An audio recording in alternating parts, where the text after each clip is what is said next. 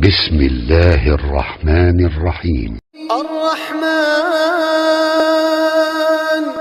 علم القرآن. அஸ்ஸலாமு அலைக்கும் வரஹ்மத்துல்லாஹி வபரகாத்துஹு. கண்ணியத்திற்குரிய எல்லாம் வல்ல அல்லாஹுவின் நல்லடியார்களே, அல்லாஹுவின் அருள் பொங்கும் இந்த ரமலானுடைய மாதம் அதற்கு முந்தைய மாதங்களிலிருந்து ஆன்மீக ரீதியாக நம்மை மேம்படுத்த வேண்டிய மிக முக்கியமான ஒரு மாதம். இந்த ரமலானுடைய மாதத்தில் யார் தன்னை இறைவனோடு நெருக்கி கொள்ளவில்லையோ, நெருக்கமாவதற்குரிய வேலைகளை செய்து கொள்ளவில்லையோ, அவர் வேறு எந்த மாதங்களிலும் இறைவனோடு நெருங்குவதற்கான எந்த வாய்ப்பும் எந்த நியாயமும் அவருக்கு இல்லை. அதனால்தான் அண்ணலம் பெருமானார் ஸல்லல்லாஹு அலைஹி வஸல்லம் அவர்களிடத்திலே ஜிப்ரீல் அலைஹிஸ்ஸலாம் வந்து துஆ செய்த பொழுது, யார் இந்த ரமலானை அடைந்து அதன் வழியாக அல்லாஹ்வின் மன்னிப்பை பெற்றுக்கொள்ளவில்லையோ அவர் நாசமடையட்டும் என்று ஜிப்ரீல் அலைஹிஸ்ஸலாம் துஆ செய்த பொழுது நபி அவர்கள், யா அல்லாஹ் அதை ஏற்றுக்கொள்வாயாக, ஆமீன் அப்படின்னு நபி அவர்கள் அதற்கு சான்று பகிர்ந்தார்கள். அப்படியானால் இந்த மாதத்தினுடைய முக்கியத்துவத்தை வேறு எந்த செய்தியும் நமக்கு சொல்ல வேண்டிய அவசியம் இல்லை. இந்த ஒரு ஹதீஸை நாம் மனதில் நினைவுபடுத்தினாலே இந்த ரமலான் மாதத்தை எவ்வளவு பயனுள்ளதாக, எவ்வளவு கவனத்தோடு நாம் கழிக்க வேண்டும் என்பதை நமக்கு புரிய வைக்கின்ற அருமையான செய்தி இந்த செய்தி. அது மட்டும் இல்லாமல் திருமறை குர்ஆன் இந்த ரமலானை பற்றி நிறைய சொல்கிறது. நமக்கு ஒவ்வொரு ஆண்டும் ரமலான் வந்துக்கிட்டே போகிறது. நிறைய ரமலானை ஒவ்வொருத்தரும் அவருடைய அனுபவத்திற்கு ஏற்ப, வயதிற்கு ஏற்ப ஒவ்வொருத்தரும் நிறைய ரமலானை பார்த்து கொண்டே இருக்கிறோம். அதுக்கு ரமலானுக்கு பிறகு நம்ம வளமையாக மாறிடுறோம் அப்படின்ற நிறைய குற்றச்சாட்டுகள் எல்லாமே இருந்தாலும் கூட மனுஷன்தான், எல்லாரும் மனிதர்கள் தான், எல்லாரிடமும் பலவீனம் இருக்கத்தான் செய்கிறது. 100% துல்லியமாக நாம் வாழ்ந்துவிட முடியுமா என்று கேட்டால் அது சாத்திய குறைவு தான்.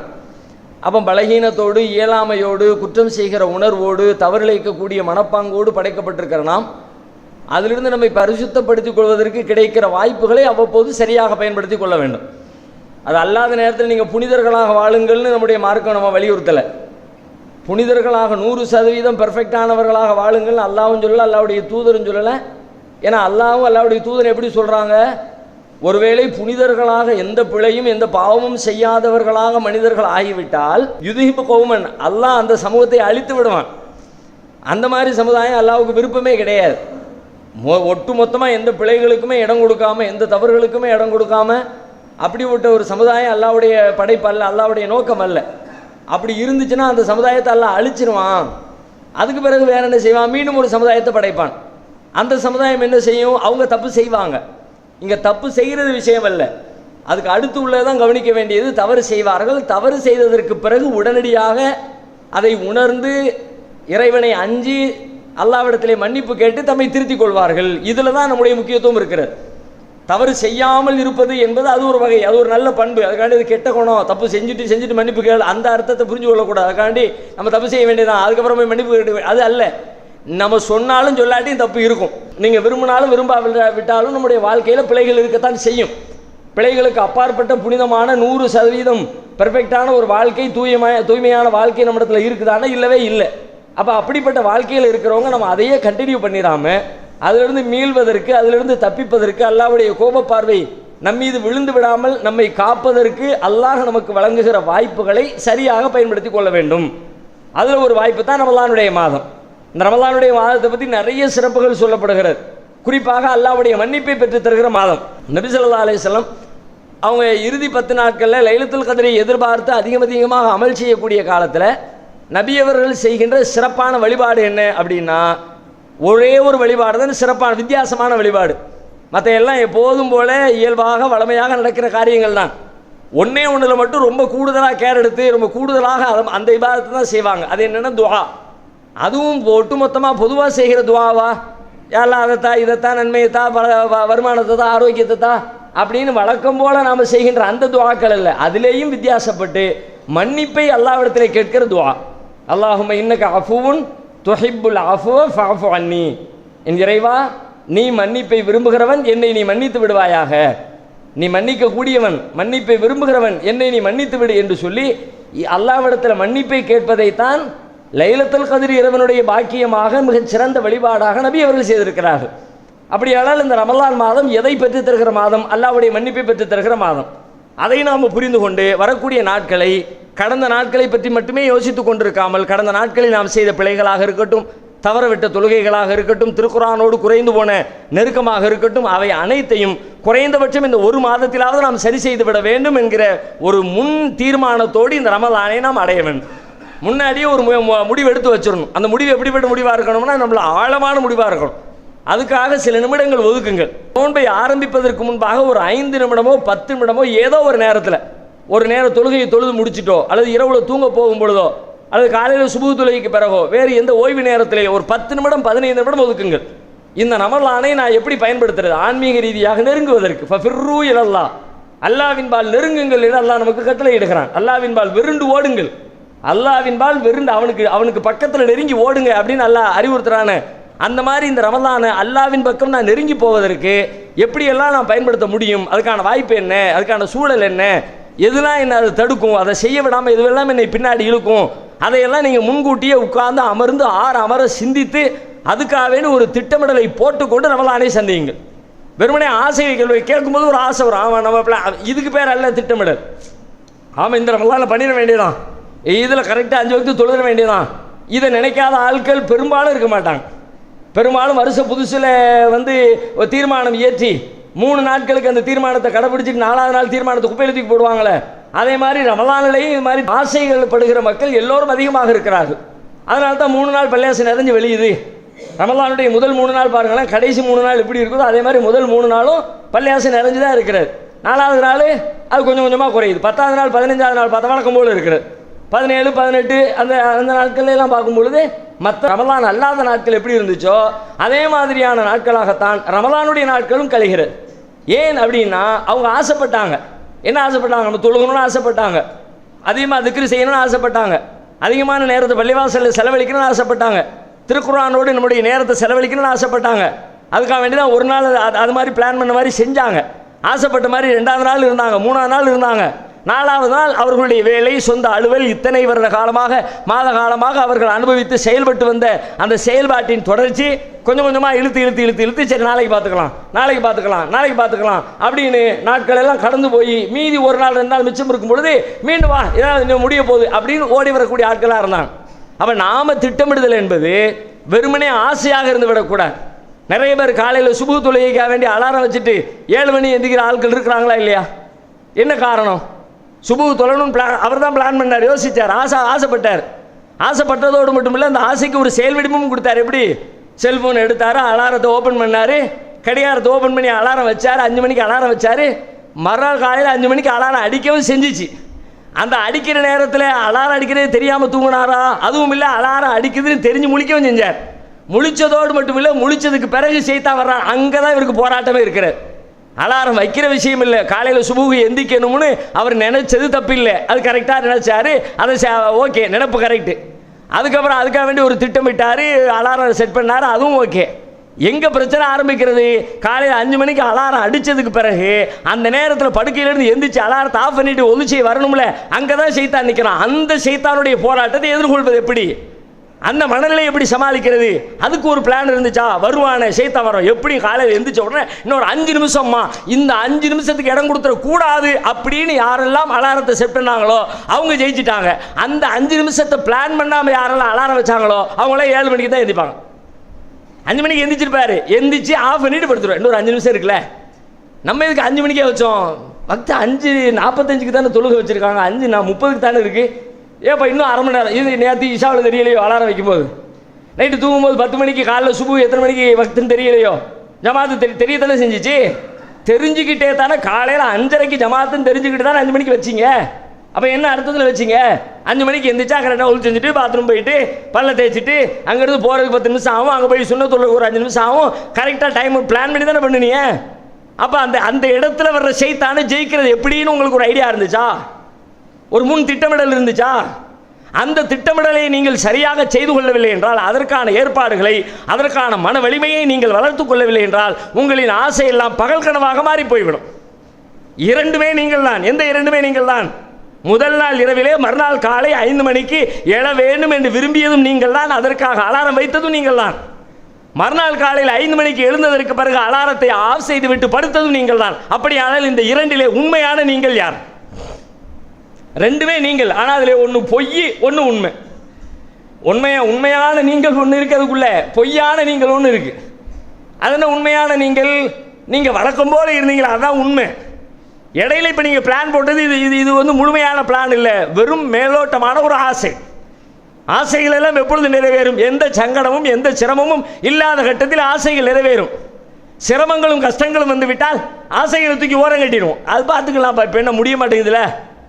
அப்போ ஆசை என்பது லட்சியமாக மாற வேண்டும், கனவாக மாற வேண்டும், வெறியாக மாற வேண்டும், உணர்வாக மாற வேண்டும், சிந்தனையாக மாற வேண்டும். அது செயல் வடிவத்திற்கு வருகிற அளவிற்கு அந்த ஆசைக்கு நாம் தீனி போட்டுக்கொண்டே இருக்க வேண்டும்.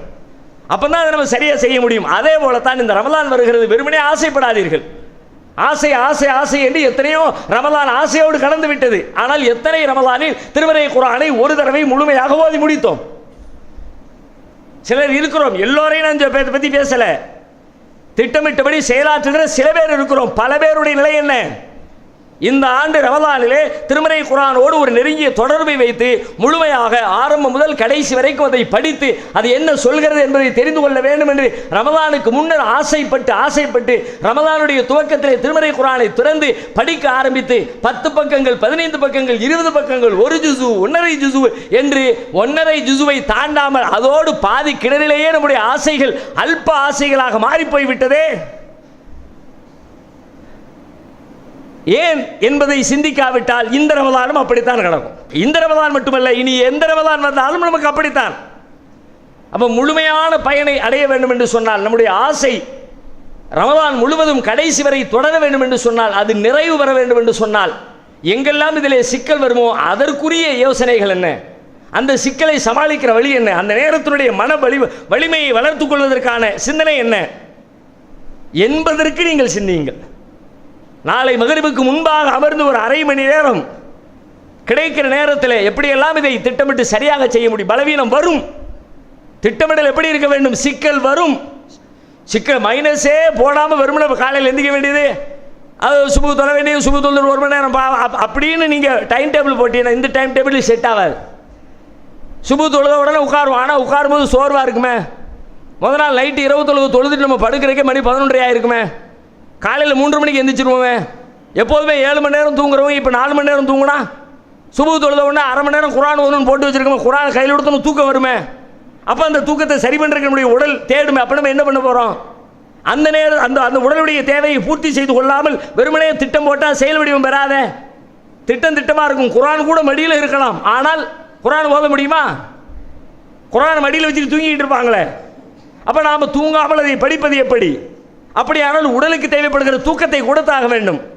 இரவு நேரத்தில் கொடுக்க முடியாததை பகலிலே கொஞ்சம் அட்ஜஸ்ட் செய்து கொள்ள முடியுமா என்றெல்லாம் நம்முடைய ஒவ்வொரு காரியத்தை திட்டமிடுகிற பொழுதும் அதிலே நமக்கு ஏற்படுகிற சங்கடங்கள் என்ன, அதை எதிர்கொள்வது எப்படி என்பதையும் சேர்த்து நாம் திட்டமிட்டாலே ஒழிய 10ஓடு 11ஆக இந்த ரமலான் நம்மை கடந்து சென்றுவிடும். அதை விட ஒரு பெரிய இழப்பு வேறு எதுவும் இருக்க முடியாது. மற்ற மாதங்களை விட்டு விடுங்கள், இந்த மாதம் மட்டுமே நமக்கு பிரதானம். இதற்கு ஈடான இன்னொரு மாதம் இல்லவே இல்லை. ஏனெனில் இது உங்களுக்கு அளிக்க போகிற பரிசு எது? இறைவனை அஞ்சுகிற அச்ச உணர்வை பரிசீலிக்க போகிறது. தக்வாவை பரிசீலிப்பதற்காக அல்லாஹ் வழங்கி இருக்கிற தக்வாவின் மாதம் இந்த மாதம், இறை அச்சத்தின் மாதம் இந்த மாதம். குத்திப அலைக்குமுஸ் ஸியாம் கமா குத்திப அலல்லதீன மின் கப்லிக்கும் லஅல்லக்கும் தத்தகூன். நீங்கள் இறையச்சமுடையவர்களாக ஆக வேண்டும் என்பதற்காகவே உங்கள் மீது அல்லாஹ் நோன்பை விதியாக்கி இருக்கிறான். இறையச்சம் என்பது அவ்வளவு சாதாரணமானது இல்லையே, எத்தனை பெருமதியானது. நாம் எதையெல்லாம் சிறந்த குணம் என்று நினைக்கிறோமோ, எதுவெல்லாம் பாராட்ட தகுந்த அம்சங்களாக கொண்டாடுகிறோமோ, எதையெல்லாம் இறைவனின் கட்டளை என்று சிலாகிக்கிறோமோ, எதுவெல்லாம் இருந்தால் சிறந்த மனிதன் என்று ஒரு மனிதனை கொண்டாடுவோமோ, அப்படிப்பட்ட அனைத்து நல்ல குணங்களின் ஒட்டுமொத்த தொகுப்பை ஒற்றை வார்த்தையில் சொல்ல வேண்டும் என்றால் இறையச்சம் என்று சொல்லலாம். நீங்கள் அனாதை குழந்தைகளை ஆதரிக்க விரும்புகிறீர்களா? தந்தை இழந்து தரமான உணவின்றி நல்ல உடைகளின்றி சரியான வழிகாட்டுதலின்றி அனாதைகளாக வாழும் இந்த குழந்தைகளுக்கு உதவும் கரங்கள் தான் தாருல் இல்ம் உதவும் கரங்கள். அல்லாவின் உதவியால் 2010 10 குழந்தைகள் என்று ஆரம்பிக்கப்பட்ட இந்த உதவும் கரங்கள் சமூகத்தில் கவனிப்பாரற்று அதிகரித்து வரும் அனாதை குழந்தைகளை கருத்தில் கொண்டு தற்போது 160 குழந்தைகளுக்கு மேல் பொறுப்படுத்தி செயல்பட்டு வருகிறது. இவர்களின் கண்ணீரை துடைத்திட நீங்கள் தாராளமாக உதவுங்கள். உங்கள் ஜகாத் மற்றும் சதக்காவை அனுப்ப வேண்டிய முகவரி தாருல் இல்ம் நம்பர் 64 பார்த்தசாரை தெரு, பழைய வண்ணாரப்பேட்டை, சென்னை 21. Website darulilmhh.com.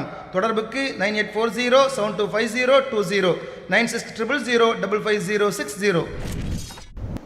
பொதுவாக இறையச்சம் நம்ம எப்படி புரிஞ்சுக்கிறோம்? கரெக்டாக வாங்க சொன்னோன்னு தொழுதுட்டா இறையச்சம் தான். அது இல்லைன்னு சொல்ல வரல. கரெக்டாக தொழுதால் இறையச்சம் தான். அது மட்டும்தான் இறையச்சமா? இறையச்சத்திற்கான அளவுகோல் என்ன, இலக்கணம் என்ன? இறைவனை அஞ்சுகிற மனிதனுடைய வாழ்க்கை 5 நேர தொழுகையை சரிவர நிறைவேற்றும் என்பதோடு சுருங்கி போய்விட்டதா, அல்லது அது விரிவான பொருள் கொண்டதா? விரிந்த பொருளுடையது. தர்மம் செய்ய வேண்டும் என்று ஒருவர் விரும்புகிறார், சாதாரண மனிதர் விரும்புகிறார், இறை அச்சமுடையவர் விரும்புகிறார். இறை அச்சமுடையவர் தர்மம் செய்வதைப் போல இறையச்சத்தில் குறைவான மனிதரால் தர்மம் செய்ய முடியவே முடியாது. தர்மத்தில் முதலிடத்தில் யார் இருப்பார்? இறைவனை அஞ்சுகிறவர் தான் இருப்பார். எச்சிக்கையால் காக்கா விரட்டாத கஞ்ச பையில உட்காந்துக்கிட்டு ரொம்ப அவர் பயபக்தின்னு சொல்லவே முடியாது. பயபக்தியில் பத்தாக்குறை இருக்குன்னு அர்த்தம். அல்லாஹ்வை அஞ்சுகிற அச்ச உணர்விலே பற்றாக்குறை இருக்கிறது. முழுமை பெற்றிருந்தால் எப்படி இருக்கும்? நபி ஸல்லல்லாஹு அலைஹி வஸல்லத்துடைய எல்லா காலங்களின் இறையச்சமுமே உயர்ந்தது. ரமலானுடைய இறையச்சம் இன்னும் அதிகப்படியானது. அதனால் தான் நபிகளாரை பற்றி வர்ணிக்கக்கூடிய நபி தோழர்கள் என்று சொல்கிறார்கள், நபி அவர்கள் பொதுவாகவே தர்மம் கொடை வல்லல்தான். ஆனால் ரமலான் மாதம் வந்துவிட்டால் அவர்கள் கொடையாகவே மாறிவிடுவார்கள். கான அஜ்வதன்னாஸ், மனிதர்களிலே அதிகம் தர்மம் செய்கிறவர்கள் நபிகளார். ஆனால் ரமலான் வந்துவிட்டால் தர்மம் செய்கிறவர் என்று சொன்னால் அந்த சொல் முழுமையடையாதோ என்று சொல்லி இப்னு அப்பாஸ் எப்படி சொல்லுகிறார்கள்? கொடையாகவே, தர்மமாகவே, வல்லலாகவே நபி அவர்கள் மாறிவிடுவார்கள். அதன் பொருள் என்ன? இறையச்சம் அப்படி மாற்றுகிறது. இறைவனை அஞ்சுகிற மனிதனிடத்திலே செல்வம் வந்தால் அல்லாஹ் இதை செலவழிக்க சொல்லி தந்திருக்கிறான். எனக்கு மட்டுமே, நான் மட்டுமே அனுபவித்துக் கொள்ள, என்னுடைய பெயர்களில் பட்டாக்களை பதிவு செய்து கொள்வதற்காக மட்டும் என் இறைவன் வழங்கிய சொத்தல்ல இது. எனக்கு அருகிலே இருக்கிற ஏழை எளிய மக்கள், பல்வேறு நற்பணிகளுக்காக வேண்டி பாடுபட்டு கொண்டிருக்கிற மக்கள் அனைவருக்காகவும் இந்த பணம் செலவிடப்பட வேண்டும். அதற்காகத்தான் அல்லாஹ் எனக்கு வழங்கியிருக்கிறான். இதை நான் செய்யாவிட்டால் அல்லாஹ் என்னை கேள்வி கேட்பானே என்கிற அச்சமுடையவர் கண்டிப்பாக தர்மத்தை அள்ளி இறைப்பார். அதனால தான் நபிகளார் அப்படியாக கொடுத்தார்கள். அவர்களுக்கே போதாமை. ஒரு நல்ல ஆடை ஒன்று வருகிறது, அன்பளிப்பாக அணிந்து பார்க்கிறார்கள், அழகாக இருக்கிறது. அதுபோன்ற அழகான ஆடைகள் நபிகளார் இடத்தில் எதுவும் இல்லை. இந்த ஆடை ஏன் அவர் அன்பளிப்பாக கொடுக்கிறார்? நபிகளாருக்கு ஆடை இல்லை என்பதை தெரிந்து கொண்டு யார் யாரெல்லாமோ நபிகளாரை சந்திக்க வருகிறார்கள். மற்றவர்கள் வருகிற பொழுது இன்னும் கொஞ்சம் ஒரு அழகான கம்பீரமான ஆடையோடு நபி அவர்கள் இருந்தால் நன்றாக இருக்குமே என்கிற எண்ணத்தில் தான் அந்த அன்பளிப்பை செய்கிறவரே அதை கொடுக்கிறார், ஆடையை கொடுக்கிறார். நபிகளாரின் குறைந்த ஆடையை பார்த்துவிட்டு அதிலே இறக்கப்பட்டு தான் அந்த அன்பளிப்பை செய்கிறார். நபிகளாருக்கும் பிடித்திருக்கிறது, அணிந்து அழகு பார்க்கிறார்கள், அழகாக இருக்கிறதே என்று அணிந்து கொண்டு அறையை விட்டு வெளியிலே வருகிறார்கள். அல்லாஹ்வுடைய தூதரே, அந்த ஆடை எனக்கு கொடுத்துருங்களேன் என்று ஒரு நபி தோழர் கேட்கிறார். மீண்டும் உள்ள போய் கல்வி கொண்டு கொடுத்தாச்சு. இந்த தர்மத்தை எங்க கொண்டு சேர்க்க, எந்த பட்டியலில் சேர்க்க? இதுக்கு என்ன விளக்கம் சொல்ல? நம்முடைய தர்மம் இதற்கு அருகிலே அல்ல, 1000 படிகளுக்கு அப்பால் கூட நிற்குமா நாம் செய்கிற தர்மம்? நம்ம யாருடைய தர்மமாக இருக்கட்டும், 1 லட்சத்தை கொடுத்தவராக இருக்கட்டும், 10 லட்சத்தை கொடுத்தவராக இருக்கட்டும், 10,000 கொடுத்தவராக இருக்கட்டும், எப்படி கொடுத்தார்? அவருடைய இருப்பு என்ன? அந்த இருப்பில் அவர் கொடுத்த பங்கு எவ்வளவு? 10 லட்சத்தை கொடுத்தவர் 100 கோடி வைத்திருக்கிறார், 10 லட்சத்தை கொடுக்கிறார். அவருடைய மொத்த சொத்து மதிப்பிலே அவர் கொடுத்த மதிப்பு எவ்வளவு? நபிகளார் கொடுத்த ஆடை என்பது அவர்களின் சொத்து மதிப்பிலே எத்தனை சதவீதம் இருக்கிறது? அவ்வளவுதான், பத்தாக்குறை. அதை போட்டுக்கிட்டா ஓவர். அவங்களுக்கு தேவை பூர்த்தி ஆயிடுச்சுன்னு நினைக்கிற நேரத்தில் இன்னொருத்தர் வந்து கையெழுந்தார், வச்சுக்க, முடிஞ்சு போச்சு. அப்போ அவர்களின் தேவை பூர்த்தி ஆகலை. அதுபோல ஆளை இல்லை. வயூசிரூன அலா அன்ஃபுஸிஹிம் வலவ் கான பிஹிம் ஹஸாஸா, தங்களுக்கே தேவை இருக்கிற பொழுது கூட பிறரை அவர்கள் முதன்மைப்படுத்துவார்கள். தனக்கே தேவை இருக்கிறது, ஆனாலும் வச்சுக்க, நீ உனக்கும் தேவை இருக்குல்ல, என் தேவையை நான் பொறுத்துக்கிறேன்ப்பா, அட்ஜஸ்ட் பண்ணிக்கிறேன்ப்பா, உன் தேவையை நீ என்ன பண்ணுவ? அவரும் அதே நிலையில தான், என் தேவையை நான் பொறுத்துக்கிறேன், நீங்க என்ன அப்படின்ற. அவர் 2 பேருமே சேமான சமமான நிலையில இருந்து கொண்டு அடுத்து கொடுக்கிறார்னா இறை அச்சம் செய்கிற வேலை. இறை அச்சமுடையவரை போல வீரமான மனிதர் உலகத்தில் எவரும் கிடையாது. ஏனெனில் அவனுக்கு அஞ்சுகிற ஒரு மனிதர் உலகத்தில் யாருக்கு அஞ்சுவார்? அவன் எதை செய் என்கிறானோ அதை செய்வார். அது யாருக்கு அஞ்ச மாட்டார். நீ என்ன பெரிய ஆளு, என் ரப்பு முன்னாடி நாம பதில் சொல்லணுமே, அவன் என்ன தண்டிச்சிடக்கூடாதேன்னு நினைக்கும் பொழுது உலகத்தில் இருக்க எந்த பெரிய அதிகாரமும் அவருக்கு துச்சமாக தெரியும். நபி ஸல்லல்லாஹு அலைஹி வஸல்லம் அவர்கள் எந்த அதிகாரத்திற்கு அஞ்சினார்கள்? நபி தோழர்கள் எந்த அதிகாரத்திற்கு அஞ்சினார்கள்? எத்தனை பெரிய படைகள் அவர்களுக்கு எதிராக ஒட்டுமொத்த ஊரே திரண்டு நின்றதே. இன்னன்னாஸ கத் ஜமஉ லக்கும், ஒட்டுமொத்தமா உங்களுக்கு எதிராக திரண்டுட்டாங்க. ஐயோ திரண்டுட்டாங்களா, என்ன பண்றது அப்படின்னு நம்ம சிந்திப்போம். எல்லாம் சேர்ந்துட்டாங்களா, எப்படி முறியடிக்கிறது, கூட்டணி எப்படி காலி பண்றது, ஒன்னா இருக்க ஒத்துமை எப்படி சிதைச்சு விடுறது, எல்லாம் ஒன்னா இருந்த ஆபத்துடா நமக்கு. நம்ம அறிவு சொல்லு, எதிராளி எல்லாம் ஒன்னா சேர்ந்துக்கிட்டு இருக்கான், விடக்கூடாது. நம்ம எல்லாம் தனித்தனியாக துண்டு துண்டா உட்காந்துக்கிட்டு இருக்கிறோம், எதிராளியின் பலம் அதிகரிச்சுக்கிட்டு இருக்கு. ஆனால் நபிகளாருக்கும் நபி தோழர்களுக்கும் என்ன இந்த செய்தி சொல்லப்பட்டவன அவங்களுடைய ரியாக்ஷன் எப்படி இருந்துச்சு? ஃபஸாதஹும் ஈமானா, அப்படியா என்று அவர்களுடைய அதை கேட்டவுடனே இவர்களின் இறை நம்பிக்கை அதிகரித்தது. எல்லாம் எதிராளி புற திரண்டுட்டான உடனே இவங்களுடைய அல்லாவின் மீதான அச்சமும் அல்லாவின் மீதான நம்பிக்கையும் அதிகரிக்கிறது என்றால் என்ன பொருள்? நீ வா, சரி இப்போ என்னத்தை செஞ்சிருவ, சண்டைக்கு வரையவா? அல்லாவுடைய மார்க்கத்தை அழிப்பதற்கு நீ எல்லாம் சேர்ந்துக்கிட்டு நான் ஒத்தையில் நின்று வருவேன்டா. இப்ராஹிம் அலைஹிஸ்ஸலாம் போனாங்களா, ஒத்த ஆள், நீ வா. எப்படி சொல்ல முடிஞ்சிச்சு? இறைவனை அஞ்சுகிறவர் அப்படித்தான் சொல்லுவார். தூக்கி போடு, நெருப்புல போடுறியா போடு. கடலுக்கு முன்னால் இருக்கிற பொழுது மூசா நபி சொன்னார்களே, இன்ன மழைய ரப்பி, என்னோடு என் இறைவன் இருக்கிறான். எப்படி சொல்ல முடிஞ்சிச்சு? அதான் வீரம், அதான் வீரம்ங்கிறது. யாருக்கு இந்த வீரம் வரும்? இறைவனை அஞ்சுகிறவருக்கு வீரம் வரும். இறைவனை அஞ்சுகிறவர் தர்ம பிரபுவாக மாறுவார். இறைவனை அஞ்சுகிறவர் நல்லினமும் எளிமையும் மென்மையும் உடையவராக இருப்பார். அவரை போல மென்மையான ஆளை பார்க்க முடியாது. ஏன்? பெருமைக்குரியவன் அல்லாஹ், நான் எப்படா பெருமைப்படுறதுன்னு அவர் நினைப்பார். இப்படி மனித வாழ்வில் எதையெல்லாம் கொண்டாடுகிறோமோ, எந்த பண்பெல்லாம் ஒரு மனிதனை சிறந்தவன் என்று கொண்டாட தகுந்த பண்புகளாக இருக்கிறதோ அவை அனைத்தின் ஒட்டுமொத்த ரத்தின சுருக்கம்தான் இறை அச்சம் என்பது.